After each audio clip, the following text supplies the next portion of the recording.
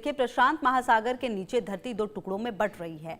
Cascadia subduction zone में explorer plate टूट रही है। हमारी धरती की सतह कोई बड़ी चट्टान नहीं है, बल्कि कई बड़े बड़े टुकड़ों से बनी है, जिसे कहते हैं जो धरती जो धीरे धीरे घूमती रहती है। घूमते समय ये प्लेट्स कभी आपस में टकराती है, कभी दूर जाती है या कभी एक दूसरे के नीचे खिसक जाती है। वैज्ञानिकों ने पता लगाया कि प्रशांत महासागर के नीचे कनाडा के वैंकूवर द्वीप के पास एक टेक्टोनिक प्लेट दो टुकड़ों में टूट रही है। नई रिसर्च से पता चला है कि यह इलाका खत्म होने के करीब है। और कहीं ना कहीं अब जब ये रिसर्च से पता चला है तो सवाल कई सारे उठने लगे हैं कि आखिरकार ऐसा क्यों है, इसे आने वाले समय में कैसे रोका जा सकता है।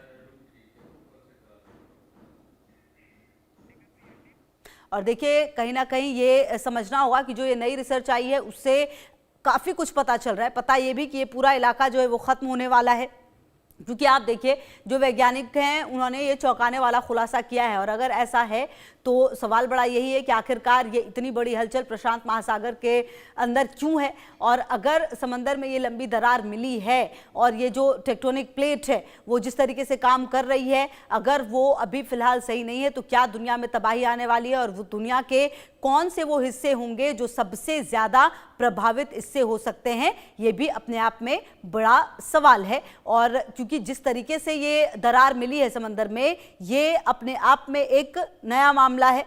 हालांकि अब देखना ये भी होगा कि क्या इस तरह के जो मामले हैं वो पहले भी सामने आए हैं, क्या इस तरह से जो मामले होते हैं क्या वो बिल्कुल नॉर्मल हैं। अगर ऐसा नहीं है तो फिर इससे बचने के लिए क्या किया जा सकता है, क्योंकि प्रशांत महासागर के नीचे हलचल काफ़ी बड़ी मिली है, समंदर में दरार मिली है, और ऐसे में जो ये टेक्टोनिक प्लेट है उसके हिलने की बात भी सामने आ रही है। और कहीं ना कहीं अब देखना यह है कि किस तरीके से इस पर जो आने वाले समय में वो रिसर्च होंगे। और बड़ी बात यह भी कि जिस तरह की हलचल मिली है उसका दुनिया के कौन से देशों में, कौन से हिस्सों में सबसे ज़्यादा जो प्रभाव है वो पड़ेगा।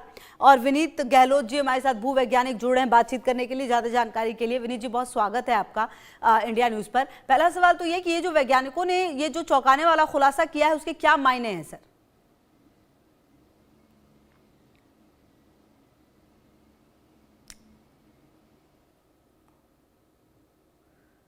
विनीत गहलोत जी, क्या आपको आवाज आ रही है सर?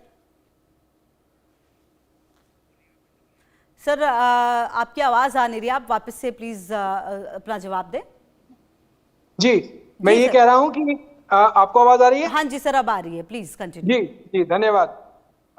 देखिए, जो जितनी धरती है हमारी वो कई टेक्टोनिक प्लेट से मिलकर बनी हुई है, और उनमें से एक सबसे बड़ी प्लेट जो है वो पैसिफिक प्लेट है। और हम कहते हैं कि साहब पैसिफिक प्लेट के चारों तरफ जितना भी इलाका है वो सभी भूकंप प्रभावित है, उसको हम रिंग ऑफ फायर भी कहते हैं। और उसी के चलते जो कैस्केडिया सबडक्शन जोन की हम बात करते हैं वो इलाका भी उसी में आता है। आपको पता होगा कि जो नॉर्थ अमेरिका में एक बहुत बड़ा फॉल्ट है, सैन एंड्रियास फॉल्ट जिसे कहते हैं, तो सैन एंड्रियास फॉल्ट जो है वो अमेरिकन और पैसिफिक प्लेट को डिवाइड करता है। और उसके बीच में ये छोटी सी प्लेट जिसको कैस्केडिया प्लेट कह रहे हैं आप, वो चीज है। आपको ये भी बता दूं कि ये वही इलाका है जहां पे कि एक बड़े भूकंप आने की संभावना लोग करते रहते हैं, और लोग कहते रहते हैं कि कैस्केडिया सबडक्शन जोन जो है वो बहुत ही वहां पे कोई बड़ा भूकंप, मेगा अर्थक्वेक मैग्नीट्यूड 8 का या उससे भी बड़ा कोई बड़ा भूकंप आ सकता है। तो ये बात कि ये नया है ऐसा नहीं है। हमारे पास प्लेट्स जो हैं वो बनती हैं, और जो कुछ भी प्रोसेस है वो मिलियंस ऑफ ईयर्स में चलता है। तो ऐसा नहीं है कि ये प्लेट आजकल में ही बनी है या ये सबडक्शन जोन आजकल में ही बना है।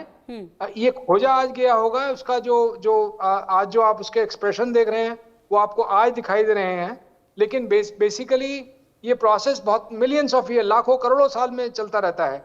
और ये प्लेटें बनती हैं, बिगड़ती हैं, मिलियंस ऑफ ईयर्स की साइकिल होती है इनकी। तो ये प्रोसेस तो चलता है, इसमें कोई उसकी बात नहीं है। लेकिन सबसे बड़ा जो लोगों को इसमें जो जिसके बारे में लोग चिंतित हैं कि क्या ये इलाका कोई बड़ा भूकंप ला सकता है या नहीं, और अगर आएगा तो वो कब आएगा, वो सबसे बड़ा चिंता का विषय। तो सर कब आएगा? अगर मान लीजिए ऐसा है तो क्या इसका कोई कैलकुलेशन किया जा सकता है? और बड़ी बात ये भी कि अगर ऐसा होता है तो कौन सा हिस्सा सबसे ज्यादा प्रभावित होगा दुनिया का? ये कब आएगा तो एक ये कहना थोड़ा मुश्किल है, क्योंकि अभी भी हम जो अब इसकी जो भूकंप की भविष्यवाणी है वो नहीं कर पाते हैं। लेकिन ये हमें मालूम है कि कैस्केडिया में कई 100 सालों से बड़ा भूकंप नहीं आया है उस इलाके में, और क्योंकि जो एनर्जी है वो लगातार उसमें संचित हो रही है, तो इसका मतलब ये है कि भूकंप की प्रक्रिया वहां पे जो उसकी जो ऊर्जा संचित होने की प्रक्रिया है वो तो लगातार बनी हुई है। इसका मतलब भूकंप तो आएगा और बड़ा आएगा। एक सबसे बड़ी समस्या जो है वो ये है कि ये सारा का सारा इलाका जो है समुद्र के नीचे है, तो भूकंप आएगा और भूकंप की वजह से सुनामी भी होगी, और सुनामी होगी तो जैसे मैंने बताया कि जो ये पैसिफिक ओशन है, तो हमने देखा है कि कुछ जापान की सुनामी अमेरिका को प्रभावित करती हैं और अमेरिका की सुनामी जो है वो जापान को प्रभावित करती हैं। तो यानी कि उनकी जो मारक क्षमता होती है वो काफी दूर तक होती है, तो उस लिहाज से लोग इसके बारे में ज्यादा चिंतित होते हैं।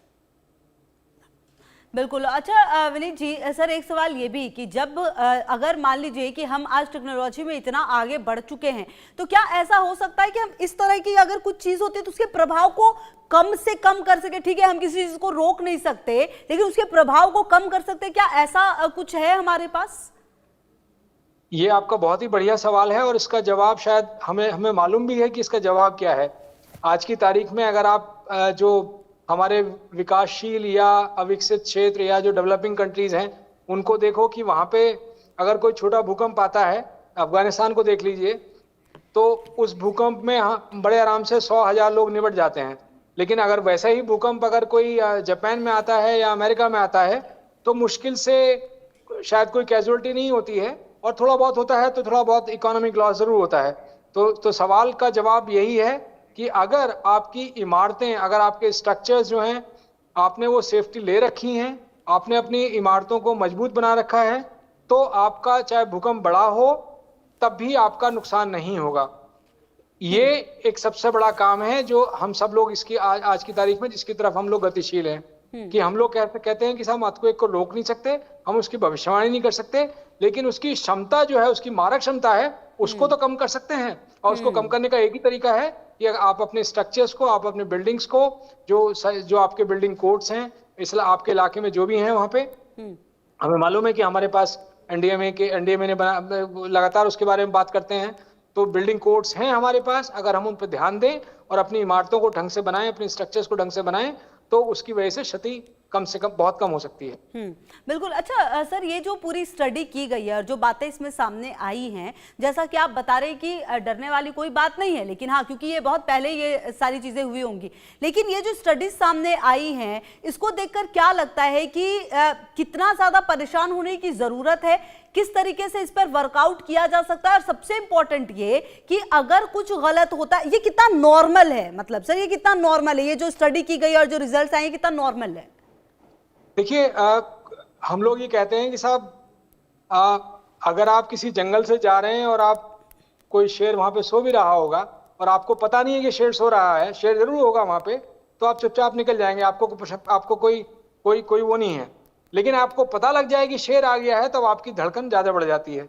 तो जब हमें पता लग गया कि वहां पे कैस्केडिया सबडक्शन जोन है, जो कि हमें पता था, लेकिन अब हमें उसके बारे में जानना शुरू कर दिया हमने कि अच्छा वहां पे तो जो दरारें हैं या जो फॉल्ट हैं वो बहुत ही मैच्योर्ड हैं, वो बहुत ही दिखाई देते हैं, तो आपका डर स्वाभाविक रूप से बढ़ जाता है। तो जब तक कि कोई चीज पता ना हो तब तक हम लोग उसके बारे में अनभिज्ञ होकर उसके बारे में ज्यादा सोचते नहीं है, लेकिन जब पता लग जाता है तब उसके बारे में चिंता बढ़ जाती है। तो कुल मिलाकर सर ये जो प्रशांत महासागर के नीचे ये जो हलचल बढ़ी और जो हम टेक्टोनिकल जो प्लेट्स कहते हैं उसका तो नेचर ही वही होता है, वो हिलना और एक जगह से दूसरी जगह शिफ्ट होना। ये किस समय सर अब नॉर्मल, मतलब अगर जैसे जब स्टडी होती है और जब कुछ ऐसी चीज आए तब हमें और ज्यादा चिंता करने की जरूरत है, क्योंकि कुछ देशों ने तो सर टेक्नोलॉजी में बहुत ही जबरदस्त तरीके से अगर हम देखें तो काम किया है। अगर जापान की बात करें तो इतना ज्यादा प्रभावी था, लेकिन कैसे खुद को संभाला है उसने, ये काबिले तारीफ है सर। और भी एक दो देश हैं जिनका एग्जाम्पल दिया जा सकता है। बिल्कुल बिल्कुल सही बात है कि जो कुछ देश हैं जो देखिए, एक सबसे बड़ा सवाल जो हम सब लोग आपस में करते रहते हैं, किसी देश की तरक्की खाली उसकी रेजिलियंस को नहीं बढ़ाती है, वहां का करप्शन जो है वो बहुत ज्यादा मायने रखता है। कि हम लोग ये देखते हैं कि जो जितने भी देश हैं जिनकी आप बात करें, चाहे जापान हो, चाहे वो यूरोप के कुछ कंट्रीज हो या अमेरिका हो, तो जैसे जैसे करप्शन लेवल बढ़ता है तो आपके जो स्ट्रक्चर्स है उसकी वीकनेस बढ़ती जाती है। जितनी ज्यादा गरीबी उतना ज्यादा करप्शन और उतना ही ज्यादा आपकी जो इमारतें हैं वो कमजोर। तो ये सब जितने भी कंट्रीज हैं आप देखेंगे वो उनमें कम से कम कंस्ट्रक्शन प्रैक्टिसेस में एक ईमानदारी है, वो रूल्स को फॉलो करने वाले लोग हैं कि जो बिल्डिंग कोड्स अगर सरकार ने कुछ बनाए हैं तो वो उनको फॉलो करते हैं। हमारे साथ क्योंकि हम लोग गरीब हैं, हमारा देश इतना विकसित नहीं है, तो और हम लोगों के पास वो एनफोर्समेंट नहीं है, हम लोग एनफोर्स नहीं करते कि साहब बिल्डिंग कोड को आपको नहीं, अगर आप नहीं जी। इसको लागू करेंगे तो हम आप पे फाइन कर देंगे, वो हमारे